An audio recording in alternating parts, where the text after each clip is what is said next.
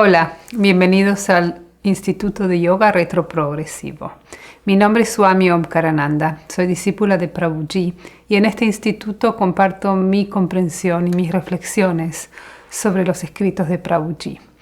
En este curso estamos analizando el libro Tantra, La liberación en el mundo, en el cual Prabhuji comparte la historia, el desarrollo y la sabiduría espiritual de la revelación tántrica. Este es el curso número 3. Estamos hablando sobre la etapa del Ati Marga.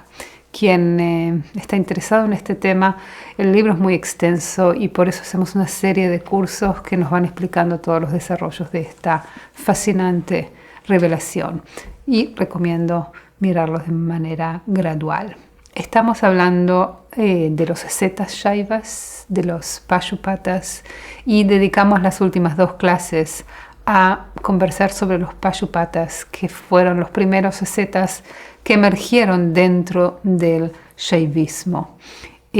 Hablamos de sus votos, del tipo de vida, el estilo de vida que asumieron siguiendo estos votos, y lo que vamos a hacer en esta clase es profundizar sobre uno de los votos que asumían los pashupatas, que es el tapas o las austeridades y el asceticismo. Comencemos. ¿Qué significa asceticismo? El término asceticismo proviene de la palabra griega askesis, que significa ejercicio, entrenamiento o práctica. En el griego antiguo, este término se utilizaba a menudo en el contexto del ejercicio físico o el entrenamiento atlético. En el contexto de las prácticas espirituales o religiosas, askesis se refiere al entrenamiento disciplinado o los ejercicios rigurosos emprendidos por los individuos para alcanzar objetivos espirituales, la superación personal o la unión con lo divino. ¿Qué es asceticismo? El asceticismo es una práctica de autodisciplina, abnegación y abstención de los placeres mundanos, a menudo en busca de una elevación espiritual o religiosa. Tiene una historia larga y diversa que abarca diferentes culturas y religiones. Entonces, comprendemos que el asceticismo es un entrenamiento. En el contexto de lo espiritual, el asceticismo es una práctica de autodisciplina con la aspiración de alcanzar la unión con la divinidad. Asceticismo puede para muchos parecernos una práctica muy distante y muy antigua, pero si encontramos el motivo, la motivación para quienes adoptan una vida ascética, quizás podamos encontrarla también en nosotros. Vamos a ver qué es relevante dentro de su inquietud, de su motivación por encontrar algún sendero hacia nuestro origen. Si nos miramos y si nos escuchamos, vamos a encontrar esa añoranza por nuestro origen, por reunirnos, este misterio que casi nadie revela, que es cómo vivir, para qué vivir, cuál es el sentido de la vida. En diferentes culturas vemos cómo esta búsqueda se expresó en muchas oportunidades como una elección hacia una vida ascética. Es decir, la conclusión de que vivir una vida de satisfacción sensorial no me va a traer la unión a la que aspiro. No es una conclusión evidente. ¿Por qué tendrá que tener alguna relación el disfrute de los sentidos con la relación con Dios? Si Dios me dio los sentidos, entonces no será para que los disfrute porque me hubiera dado los sentidos si no fuera para que los disfrute. ¿Y cuál es esta relación entre la disciplina y toda esta situación humana de tener una mente con este libre albedrío que nos deja, al menos en nuestra sensación, elegir a qué, cómo vivo, qué elijo, a qué dedico mis fuerzas? Bueno, en diferentes expresiones muchos han llegado a la conclusión de que si quiero realizarme y alcanzar la felicidad, que es la motivación detrás de cada acción. Necesito disciplina, necesito parar estas tendencias animalísticas, necesito dejar de disfrutar los placeres sensoriales y concentrar toda mi energía en el estudio, la introspección, la búsqueda. Y es como vemos la expresión de esta elección en diferentes culturas. Así que vamos ahora a hacer un paseo por las diferentes épocas y religiones, a ver cómo el asceticismo se expresó en diferentes tiempos. Asceticismo. Las prácticas ascéticas se remontan a la antigua Mesopotamia, 3500 antes de la Era Común, donde las personas practicaban la automortificación y el ayuno como medio de purificación espiritual y conexión con lo divino. La civilización mesopotámica es una de las más antiguas que conocemos y es apasionante ver que aún en tiempos tan lejanos, de 5500 años antes de nosotros, hubo aquellos que comprendieron que el disfrute no es un impedimento para la unión con lo divino. ¿Qué disfrute podían tener tantos milenios atrás? Así que vemos que no importa cómo cambia nuestro entorno, somos los mismos, con las mismas inquietudes, con las mismas tendencias, con las mismas debilidades, con las mismas inquietudes. Estas conclusiones muchas veces se aprenden de los sabios de la tribu, de los sabios del palacio y de los padres, de los maestros espirituales que algo experimentaron en su conexión con lo divino y que dejaron cierto sendero. El ayuno, muy, muy conocido en todas las religiones como un momento de pausar nuestras necesidades y tener más aptitud y apertura a lo divino. Hay quienes tomaron el ayuno como una forma de vida. Hay quienes adoptaron la automortificación, que es encontrar a Dios en superar el miedo al sufrimiento. Así que es fascinante ver cómo fueron experimentando con estas cosas, porque no nacemos intuitivamente entendiendo claramente el camino hacia la reunión, y mientras no lo conseguimos es inevitable sentir la frustración y la falta de sentido. ¿Para qué vivo? ¿Y cómo debo vivir? Y esas preguntas, nacemos con ellas y muchas veces imitamos las respuestas que encontramos alrededor, imitamos las formas de vida. Pero hay aquellos que son un poco más rebeldes y que quieren hacerse un paso al lado de la sociedad y dedicarse solamente a resolver el misterio de la vida. Y es así como lo vemos tan en los antiguos de la Mesopotamia y lo vemos expresado, por supuesto, en cada generación. El asceticismo se presentó en el hinduismo de diferentes maneras. Remontémonos a los primeros rishis védicos. Los rishis védicos a menudo eran ascetas que practicaban renuncia, la autodisciplina y se centraban en actividades espirituales. Eran videntes que transmitían sabiduría espiritual y componían los himnos védicos por inspiración divina. Vivían en bosques y participaban en prácticas rigurosas como la meditación y las austeridades. El hinduismo está cargado de una historia de asceticismo que se fue transformando y reinventando a medida que pasaban los siglos y nuevas generaciones de buscadores. Lo más antiguo que tenemos es los rishis védicos, que fueron la inspiración de esta revelación. Y ellos eran descritos como ascetas que vivían en el bosque, apartados de la sociedad, que en su momento la sociedad eran ciudades que tenían sus propias reglas y obligaciones. Elegían vivir aparte, vivir dedicados a la introspección, apartados de la gente, en inspiración, en comunión con lo divino y pasando rigurosas prácticas, rigurosas meditaciones, que los transformaron en suficientemente vacíos como para ser los transmisores de la sabiduría trascendental. Es así como fueron inspirados y transmitieron los himnos védicos, que están cargados de alabanzas a los dioses y enseñanzas espirituales de cómo organizar la sociedad alrededor de una búsqueda espiritual. Eran potentes santos, y no uno, muchos santos. Por eso el hinduismo no tiene un fundador, no nace de un profeta, sino de todos aquellos que vieron, que escucharon y que transmitieron la trascendencia.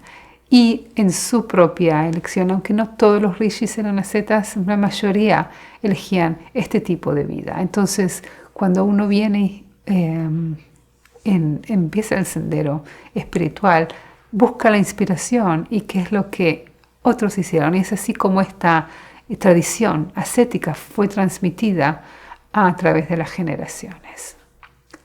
Sannyasis. La renuncia, sannyas, y las prácticas de abnegación se encuentran en los Upanishads. Las prácticas ascéticas se consideraban un medio para alcanzar la liberación espiritual, moksha, y romper el ciclo de nacimiento y muerte, samsara.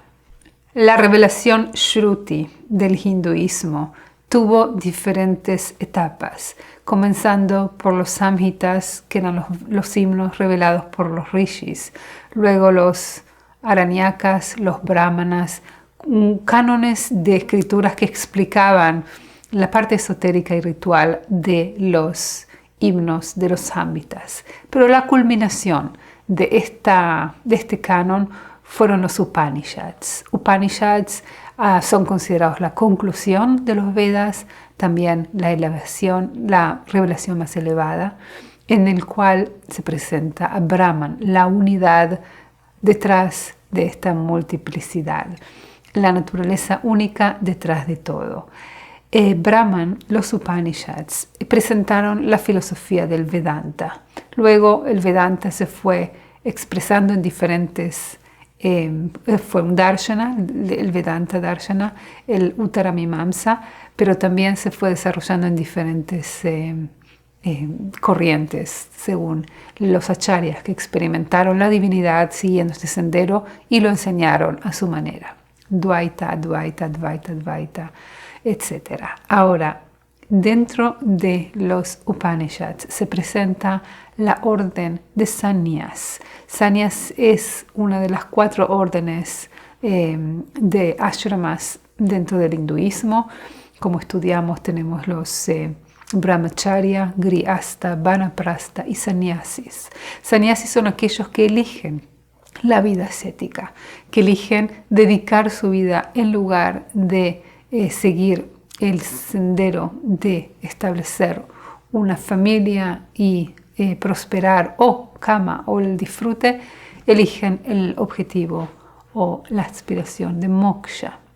Moksha es liberación, y con la comprensión vedántica que para liberarse uno tiene que estar disciplinado, entrenado, controlar la mente y superar las tendencias animalísticas que la mente nos dicta, eligieron un sendero de renuncia, de celibato, de estudio y de dedicación a austeridades. Entonces, el ejemplo que dieron estos buscadores espirituales con tantas, por supuesto, luminarias que vemos que han nacido dentro de estas tendencias, nos dan una pauta o una sugerencia de que si aspiramos a la liberación, ¿liberación de qué? Liberación de la ilusión, liberación de nuestro sufrimiento, liberación de nuestra esclavitud hacia los dictados de la mente, una mente que no está entrenada. Dijimos, asceticismo tiene que ver con entrenamiento, con práctica. Una mente independiente, en definitiva, nos va a esclavizar, va a influir nuestras acciones y nos va a hacer esclavos de los sentidos.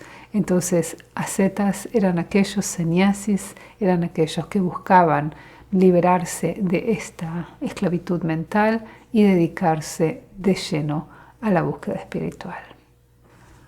Ascetas shaivas, renunciantes que siguen el camino del shaivismo, que dedican sus vidas a las prácticas espirituales, renunciando a los apegos mundanos y buscando la unión con lo divino.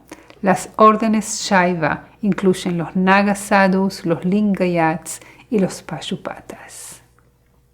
Dijimos que la revelación Shruti terminó con los Upanishads, pero luego continuó porque el hinduismo es una revelación tan viva, dinámica, con órdenes, con diferentes iluminados, poniendo siempre en el centro la experiencia directa de la divinidad, la samadhi, la liberación. Y es así como vemos que en la etapa del smriti, la tradición, se revelaron los itihasas y los puranas. En los puranas vemos el desarrollo de la mitología de las diferentes corrientes, entre ellas la corriente de la adoración de Shiva. Y estudiamos con detalle cómo fue desarrollándose en la corriente del Shaivismo. Dentro de los Shaivas, los adoradores de Shiva, dedicados al Bhakti o al sendero de la devoción, fueron emergiendo estas sectas Pashupatas que tomaron esta herencia espiritual de los ascetas y dijeron, ok, adorar a Shiva, sí, pero yo quiero un poco más. Quiero entregarle mi vida a Shiva, no solo eso, quiero ser como Shiva. Y adoptamos una vida de imitación de Shiva, con la aspiración de unirse en cualidades con su amado. Entonces fueron ascetas muy especiales porque en el centro de su asceticismo estaba la adoración. Tenían el componente del bhakti y del ritual, además de todos los votos de asceticismo. Y los Shaivas, vemos la secta Pashupata, pero hay muchas otras sectas posteriores, como los Lingayats, los Lakulas, los Naga Sadhus, mucho más adelante. Son todas sectas que Prabhuji comenta y menciona en su libro, así que las estudiaremos más adelante. Sadhus Vaishnavas, renunciantes que siguen el camino del Vaishnavismo. Los ascetas Vaishnavas dedican sus vidas a las prácticas espirituales, el desapego de los asuntos mundanos y la devoción al Señor Vishnu. Una de las órdenes es la tradición Gaudiya Vaishnavismo. Otra de las grandes corrientes dentro del hinduismo es la corriente de los adoradores de Vishnu. Y entre ellos encontramos muchas órdenes de ascetas, los sadhus Vaishnavas, que eligieron una vida de renuncia a las posesiones y dedicación a la adoración. Entre los muchos devotos de Vishnu encontramos aquellas sectas que eligieron la renuncia y comprendieron que para reconectarse con su amado tienen que dejar atrás el mundo. Una de las diferentes órdenes es la orden del Vaishnavismo Gaudiya, y la menciono en especial porque Prabhuji tiene increíble afecto por esa tradición. Es una tradición que encontró cuando solo tenía 17 años y de ahí encontró una puerta, un sendero hacia la divinidad, y por supuesto sigue su práctica hasta el día de hoy. Así es como cambió su vida. Y el señor Chaitanya, que es el fundador del Gaudiya Vaishnavismo, es muy peculiar porque era un hombre de familia, era un brahmana muy estudioso, con grandes honores dentro de la sociedad, pero que la chispa de la devoción se encendió en su corazón y dejó todo atrás y renunció. Se dejó atrás toda su vida de casado, renunció, tomó los votos de sannyas y dio al mundo la magia del Mahamantra. Entonces es un ejemplo que nos inspira hasta hoy día, la elección de una persona de elegir este sendero. El Jainismo es una religión muy antigua, también emergida en la India alrededor del año 700 antes de la era común. Los monjes y monjas jainistas se llaman sadhus y sadhvis. Hay muchas órdenes de ascetas hasta la actualidad. El jainismo pone un fuerte énfasis en las prácticas ascéticas. Observan prácticas rigurosas de ayuno, meditación, desapego de las posiciones mundanas y no violencia absoluta. Las órdenes jainas eran demasiadas para nombrar. Es una práctica tan central en quien adopta el jainismo. Hay órdenes de monjes, de monjas que toman el asceticismo con tal rigurosidad que dan vueltas por el mundo con una escoba para limpiar su sendero y ni por casualidad pisar algún insecto, que van con las máscaras en la boca para no aspirar a ningún insecto. Ese es el compromiso a una vida de no violencia. El budismo fue también una religión que emergió en la India alrededor del año 600 antes de la era común. Desde entonces hay muchas corrientes que practican el asceticismo, como la Theravada, Mahayana, Zen, el budismo tibetano y la tradición forestal. El asceticismo desempeñó un papel importante en la vida del Buda. Antes de alcanzar la iluminación, practicó un asceticismo extremo que incluía severos ayunos y automortificaciones. Sin embargo, más tarde rechazó la austeridad extrema y abogó por la vía media, un camino equilibrado entre la indulgencia y el asceticismo. El Buda, cuando eligió una vida de autodescubrimiento, siguió el ejemplo de muchas sectas ascéticas existentes ya en su época y adoptó la vida ascética. En su compromiso y seriedad por autorrealizarse, llevó las prácticas a tal extremo que casi pierde la vida en el intento. Y es así como nació su sendero individual, que luego será la base del budismo, la vía media, un balance dentro de el asceticismo y la indulgencia. Y vemos cómo de él nació el budismo con tantas líneas y órdenes monásticas que siguen su ejemplo. Entonces, esta elección con tantos monjes y monjas budistas, vemos que cierta medida de asceticismo es la práctica seria y comprometida del budismo. Dentro del judaísmo, alrededor del año 200 antes de la era común, vemos la aparición de la secta de los esenios. Los esenios eran una secta judía que existió durante el periodo del Segundo Templo. Practicaban una forma de asceticismo y vida comunitaria, enfatizaron la sencillez, el celibato, la propiedad comunal y la búsqueda de la santidad. La revelación hebrea es mucho más antigua, pero dentro de sus preceptos la Torá no pone mucho énfasis en las prácticas ascéticas. Por supuesto está el ayuno del Día del Perdón, pero la vida de renuncia no es el enfoque principal de la Torá. Y así se practicó por milenios, pero hay una secta muy particular, peculiar y fascinante que los invito a estudiar más, que emergió alrededor de la época del Segundo Templo, del 200 antes de la era común, que eligieron una vida ascética, una vida de renuncia, de celibato, de vegetarianismo, mientras que en el gran templo de Jerusalén se ofrecían animales. Y según su interpretación, esa era la interpretación correcta de la Torá. Y siguieron una vida comunal de no posesiones, de dedicación exclusiva a la plegaria, a seguir las leyes de la Torá con mucha cautela, una vida en comunidad, sin posesiones personales y unión con la divinidad mediante una vida de asceticismo. Así es como inspiraron a tantos, y se dice incluso que Juan el Bautista y Jesús tenían una formación religiosa dentro de esta secta.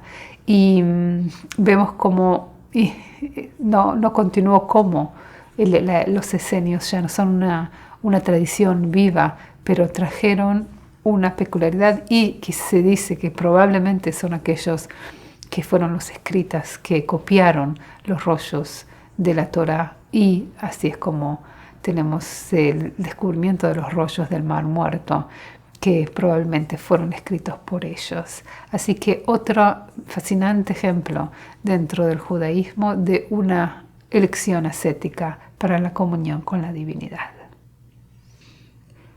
Cristianismo. Alrededor del año 200 de la era común, vemos la emergencia de los padres y las madres del desierto que vivían recluidos en el desierto egipcio.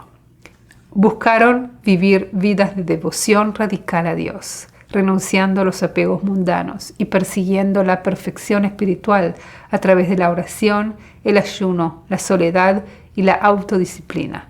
Desempeñaron un papel importante en el desarrollo del monasticismo cristiano. El cristianismo en sus comienzos, heredando la espiritualidad de la revelación judía, no ponía mucho énfasis en la elección ascética, pero los padres y las madres del desierto, como fueron así llamados, fueron un grupo que eligieron trasladarse al desierto egipcio y allí crear sus cuevas, monasterios en las cuevas, en los cuales se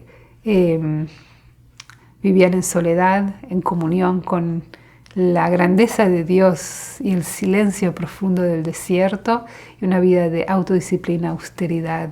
Y vemos sus cuevas, hasta hoy día se pueden ver las cuevas de los padres y las madres del desierto.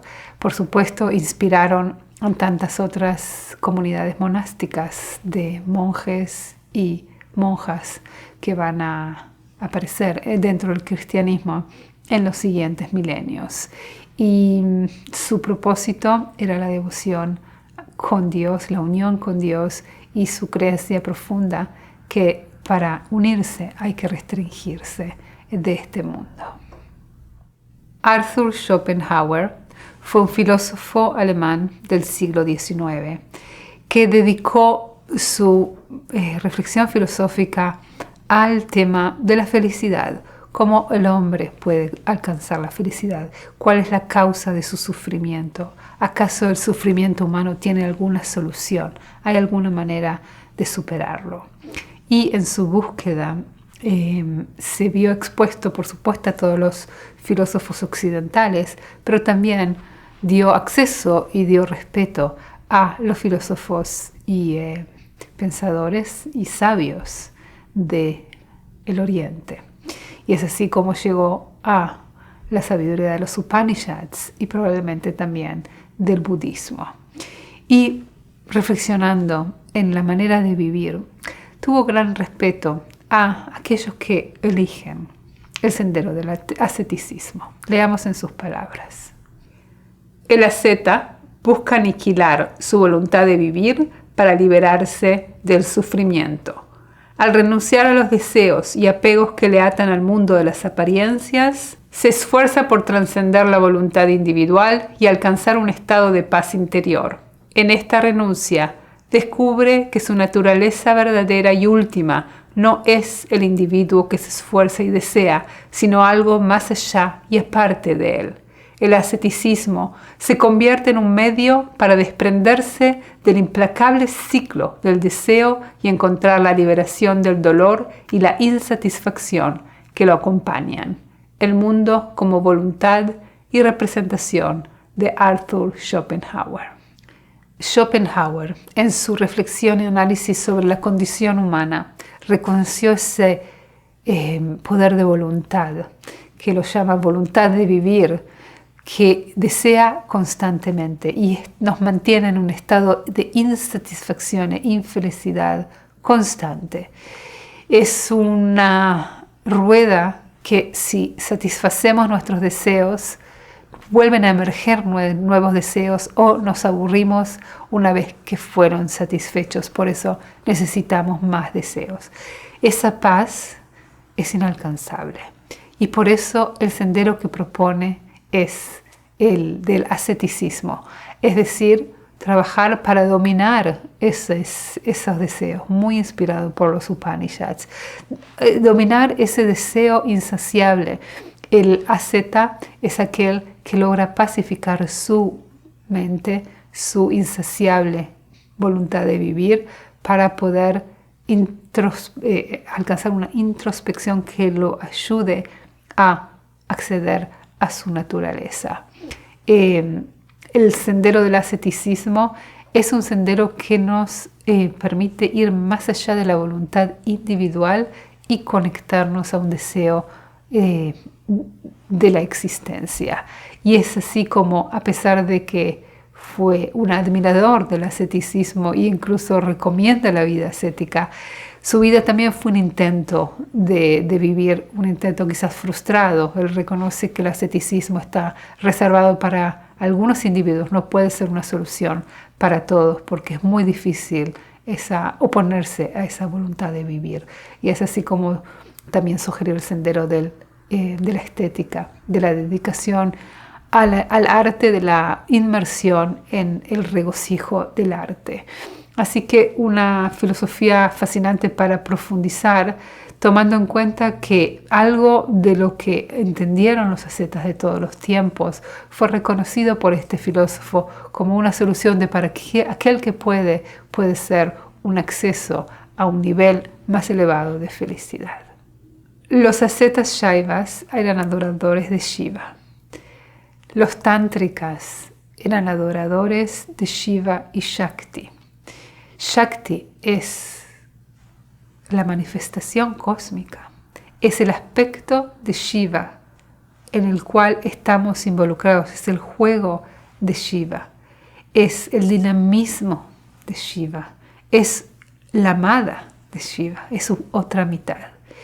Y Shiva, para unirse con Shakti, necesita de nosotros. En nosotros se encuentra la conciencia que gobierna nuestro acontecer y el cuerpo. Y la manifestación, los sentidos se unen en nosotros. Por eso el sendero del Tantra es un sendero de introspección, no de buscar una trascendencia o una liberación más allá de la vida, sino una liberación en vida. Es liberación en el mundo, como se llama el libro de Prabhuji. En el mundo uno encuentra la unión de Shiva y Shakti, y por eso asceticismo sería rechazar algo de Shiva, sería rechazar a Shakti, que es la expresión. Shakti nos premia con esta satisfacción, y más allá de rechazarla, podemos degustarnos en la experiencia sensorial mientras no esté desconectado de Shiva. Shiva es la conciencia. Si estamos debajo de la conciencia, si somos unos esclavos de los sentidos, entonces nos separamos a Shiva de Shakti. Pero si dentro de la experiencia sensorial ponemos la conciencia de Shiva, entonces permitimos la reunión en nosotros. Y es por eso que en el Tantra ritualizado tenemos elementos del disfrute de los sentidos, incluso elementos que estarían prohibidos dentro de cualquier secta ascética, como intoxicantes, como vino y como relaciones sexuales. Pero todo en el intento de traer a este mundo la conciencia de Shiva. Y si en este mundo rige Shiva, toda conciencia, toda experiencia es una experiencia consciente. Prabhuji todo el tiempo explica que es vivir en el mundo, pero no pertenecer al mundo, no esclavizarse con el mundo, pero sí festejar conscientemente el milagro de estar vivo. Y es así como podemos santificar toda experiencia. En la experiencia hay un experimentador, es aquel que presta atención, y la experiencia misma. La experiencia puede ser placentera, la experiencia puede ser dolorosa, puede ser satisfacción sensorial puede ser de sufrimiento sensorial, pero lo que soy es aquel que observa toda experiencia. Entonces, si soy el sufrimiento que describía Schopenhauer no es un problema objetivo que lo puedo solucionar con algún tipo de práctica o con algún tipo de restringirme de alguna experiencia, sino con el descubrimiento de quién es aquel que experimenta toda experiencia. Esa es la realmente unión con nuestra esencia, reconectarnos y prestar atención al experimentador de toda experiencia. Y es así como el Tantra incorporó muchos elementos a su sendero para dejar que los participantes experimenten diferentes experiencias, porque cuando uno reprime y se prohíbe de ciertas satisfacciones, puede desarrollar una sensación de obsesión, incluso que uno está más ocupado en eso de lo que realmente es. Entonces, en el sendero del Tantra, todo está incluido, nada está excluido, pero se experimenta de manera consciente. Y en particular en el sendero retroprogresivo, toda la atención es a autoconocernos, es autoexplorarnos y reconocer al lugar donde toda experiencia tiene lugar, a aquel que la experimenta y aquel que es experimentado. En las palabras de Prabhuji, eso es lo que es la conciencia y eso es lo que realmente somos.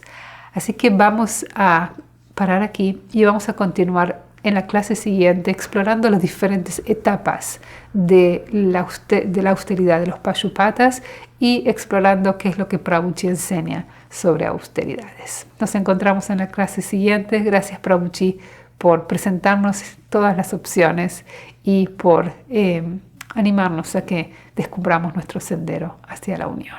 Nos vemos en la próxima clase. Jaya Prabhuji.